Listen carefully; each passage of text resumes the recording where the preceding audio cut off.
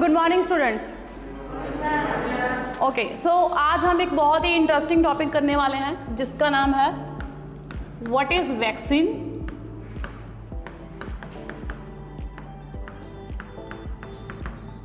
And how it works.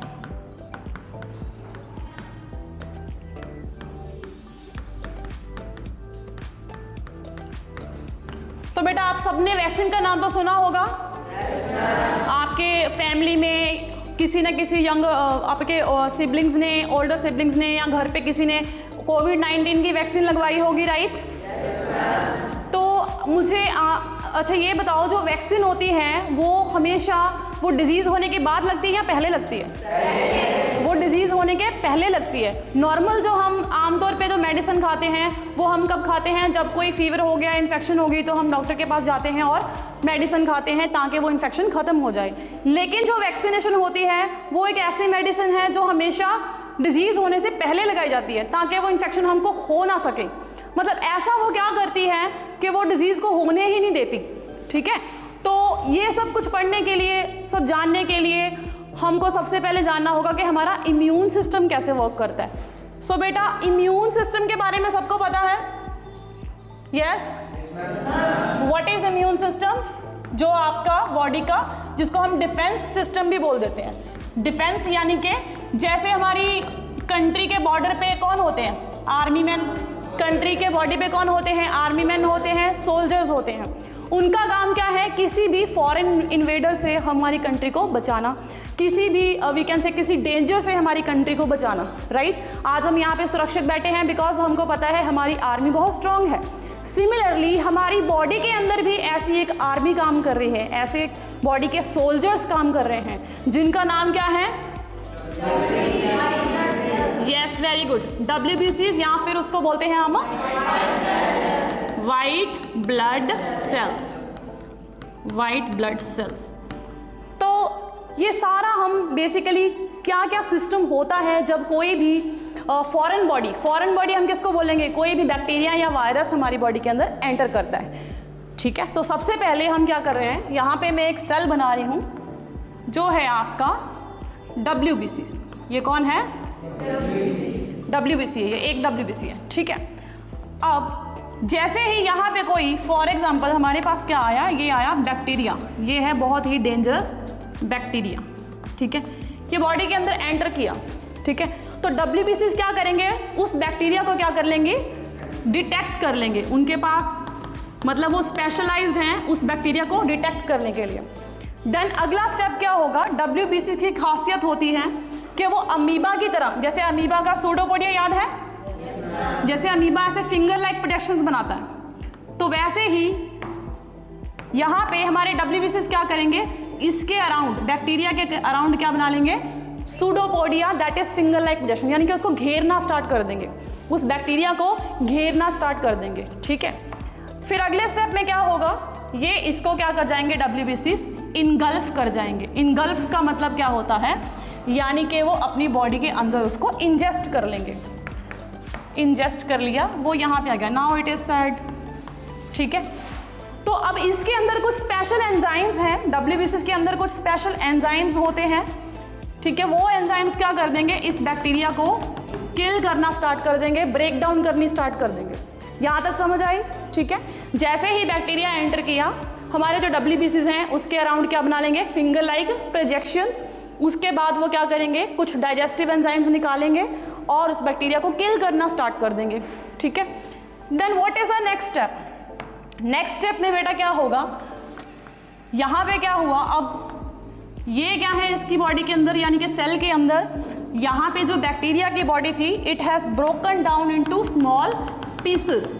अब ये जो बैक्टीरिया की बॉडी थी वो छोटे छोटे पीसेस में टूट चुकी है, यानी कि बैक्टीरिया को ख़त्म कर दिया गया है। लेकिन उसके बाद क्या? अब ये तो इसका वेस्ट प्रोडक्ट हुआ ना, तो इसको बाहर तो निकालना ही है। तो फिर ये WBCs क्या करेंगे? इसको अपनी बॉडी से बाहर फेंक देंगे। लेट्स से लाइक दिस, कि ये इसने क्या कर दिया? बाहर फेंक दिया। ठीक है, बट क्या ऐसा होता है कि एक ही बैक्टीरिया आएगा? Bacteria can be so many. ठीक है, तो क्या हुआ? अब ये जो WBCs है यहाँ पे, ये जो WBCs है इसने तो खुद ब खुद इससे मतलब हैंडल कर लिया इस बैक्टीरिया को, ठीक है। और जो भी वेस्ट प्रोडक्ट से, जो भी इसको इंजेस्ट करने के बाद उसने वेस्ट प्रोडक्ट से बाहर निकाल दिए। लेकिन अब ये WBCs क्या करेगा, हमारी ब्लड के अंदर और भी तो सेल्स हैं, हमारे इम्यून सिस्टम के और भी सेल्स हैं, ये उनको जाके अलर्ट करेगा, ये उनको जाके अलर्ट करेगा। अलर्ट कैसे करेगा, उनको बताएगा कि भाई फॉरेन बॉडी एंटर कर चुकी है, फॉरेन बॉडी एंटर कर चुकी है, बॉडी में इन्फेक्शन करेगी, बॉडी को हार्म होगा, तो यू शुड बी अलर्ट, आप सब एक्टिव हो जाओ। लेकिन उसके लिए वो कैसे अलर्ट करेगा, यानी कि ये इस बैक्टीरिया का कुछ ना कुछ पार्ट तो दिखाएगा ना। सपोज जैसे बाहर से कोई, वहाँ से कोई ऐसा पर्सन आता है जो हार्म पहुँचाना चाहता है हमारी कंट्री को, तो हम उसकी फ़ोटो सर्कुलेट करते हैं ना कि भाई ये पर्सन है वो। सिमिलरली ये क्या करेंगे, ये इस बैक्टीरिया को जो जिसको उन्होंने ख़त्म कर दिया, मार दिया, उसके कुछ पार्टिकल्स को अपनी बॉडी की जो सेल मेम्ब्रेन होती है, अपने सेल की जो सेल मेम्ब्रेन है यानी कि आउटर सरफेस, उसके ऊपर स्टिक कर लेंगे। बैक्टीरिया के ब्रोकन पार्ट्स थे, उसके कुछ पार्ट्स को, कुछ मॉलिक्यूल्स को अपनी मेम्ब्रेन पे उन्होंने स्टिक कर लिया, ठीक है, स्टिक कर लिया। यानी कि वो दिखा रहे हैं कि ये देखो बैक्टीरिया आया था, मैंने मार दिया, बट अभी मेरे पास कुछ पार्टिकल्स हैं उसके, कि मेरा यकीन करो बैक्टीरिया आया था, ठीक है। तो इस सेल को हम बोल देंगे उसके बाद एंटीजन, APC बोलते हैं हम इसको, APG, that is antigen presenting sales. क्या बोलते हैं, एंटीजन प्रेजेंटिंग सेल्स। बेटा एंटीजन हम बोलते हैं जो भी कोई फॉरेन बॉडी होती है, फॉरेन यानी कि बाहर से कोई चीज़ हमारी बॉडी में एंटर हुई है जो हमारी बॉडी का पार्ट नहीं है।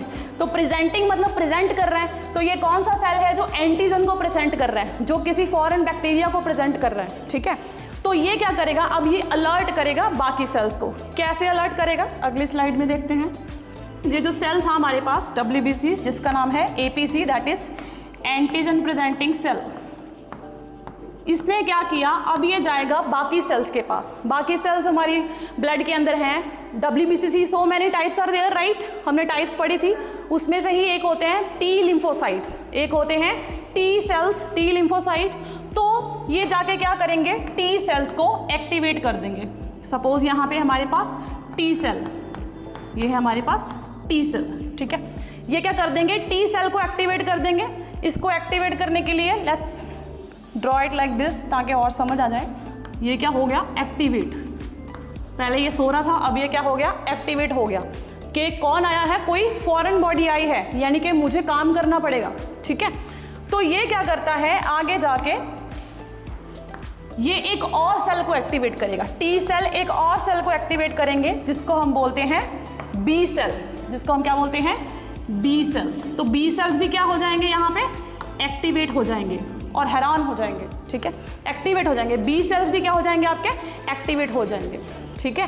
तो जब B सेल एक्टिवेट हो गए, जब उनको पता चला कि इन्फेक्शन हो रही है बॉडी में, कोई फॉरेन बैक्टीरिया आया है, तो B सेल क्या करेंगे, दो तरह के सेल बनाएंगे।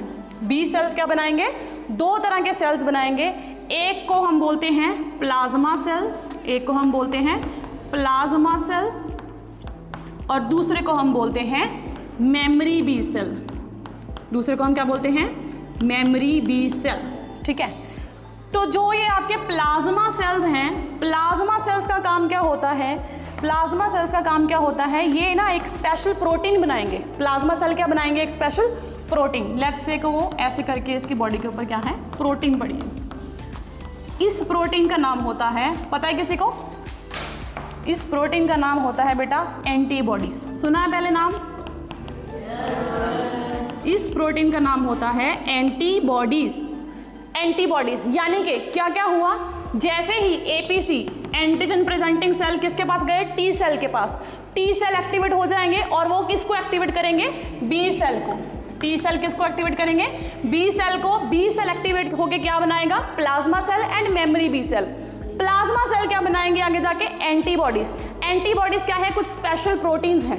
अब ये प्रोटीन्स क्या करेंगी, मैंने जैसे पहले ही आपको बताया था कि बैक्टीरिया तो ऐसे हो सकता है कि बहुत सारे आए हों, ठीक है, ऐसे तो है नहीं कि एक ही आया होगा, ठीक है। ये देखो, ये झुंड में आए थे, सपोज ये बहुत सारे बैक्टीरियाज आए, तो ये जो प्लाज्मा सेल्स है ना, जब इन्फेक्शन होती है ये बहुत सारी एंटीबॉडीज बनाते हैं। प्लाज्मा सेल्स फटाफट क्या बना रहे हैं, बहुत सारी एंटीबॉडीज बना रहे हैं। तो ये जो एंटीबॉडीज हैं, ये एंटीबॉडीज जाके क्या करेंगी, ये इनको इनएक्टिवेट करने की कोशिश करेंगी ताकि ये हमारी बॉडी में इन्फेक्शन ना कर सके। जो एंटीबॉडीज़ हैं वो बैक्टीरिया को क्या करेंगी, उनकी जो बेसिकली उनको न्यूट्रलाइज करेंगी ताकि वो हमारी बॉडी में जाके इन्फेक्शन ना करें। ठीक है, आई यहाँ तक बात समझ। तो ये तो हो गया आपके प्लाज्मा सेल। अब ये प्लाज्मा सेल आपके तब तक रहेंगे जब तक आपकी बॉडी में इन्फेक्शन है। जैसे ही इन्फेक्शन खत्म हो गई प्लाज्मा सेल्स भी क्या हो जाएंगे, खत्म हो जाएंगे। ठीक है, लेकिन जो दूसरे हैं हमारे पास कौन, मेमोरी बी सेल। दूसरे कौन से हैं, मेमोरी बी सेल। अब मेमोरी का मतलब नाम ही मेमोरी है। ठीक है, तो मेमोरी बी सेल क्या है, मेमोरी बी सेल बहुत ही ज़्यादा चालाक होते हैं।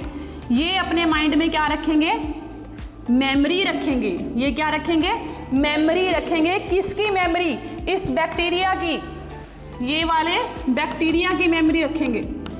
जो मेमोरी बी सेल्स हैं वो याद रखेंगे कि अच्छा ये वाला बैक्टीरिया था, कि अच्छा तो फिर अगर वो मेमोरी रख रहे हैं मतलब उसका फ़ायदा क्या है, ताकि वो जो बैक्टीरिया यानी कि ये वाला बैक्टीरिया ये दोबारा अगर बॉडी में हमारे एंटर करें इन्फेक्शन करने के लिए तो ये रेडी रहें, तो ये हमेशा रेडी रहें फाइट करने के लिए। यानी कि जो आपके मेमोरी बी सेल्स हैं ना, जैसे ही इन्फेक्शन खत्म हुई प्लाज्मा सेल्स तो खत्म हो जाएंगे, लेकिन मेमोरी बी सेल आपकी बॉडी में ऑलमोस्ट लाइफ टाइम रहते हैं। किसी भी इन्फेक्शन होने के बाद, चाहे वो बैक्टीरिया है वायरस है, जो मेमोरी बी सेल बनेंगे ना वो लाइफ टाइम या तो सालों तक रहते हैं, या कई केसेस में क्या होता है वो लाइफ टाइम पड़े हैं। अगर आपको पहले कभी कोई बैक्टीरियल वायरल इन्फेक्शन हुई होगी तो आपकी बॉडी में उसके मेमोरी बी सेल्स पड़े हैं। तो मेमोरी बी सेल्स हमेशा घूम रहे हैं आपके ब्लड में, मेमोरी बी सेल्स हमेशा घूम रहे हैं आपके ब्लड में, और वो उस स्पेशल बैक्टीरिया की, स्पेसिफिकली उसी बैक्टीरिया के या वायरस की वो क्या लेके फिर रहे हैं, मेमोरी लेके फिर रहे हैं। सपोज करो अब सेकेंड टाइम यही बैक्टीरिया फिर से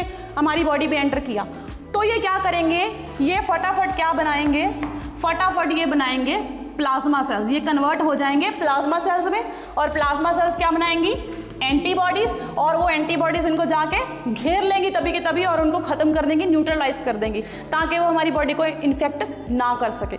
अब ये तो है हमारा जो नेचुरली हमारी बॉडी जो सिस्टम है, इम्यून सिस्टम, वो वर्क करता है।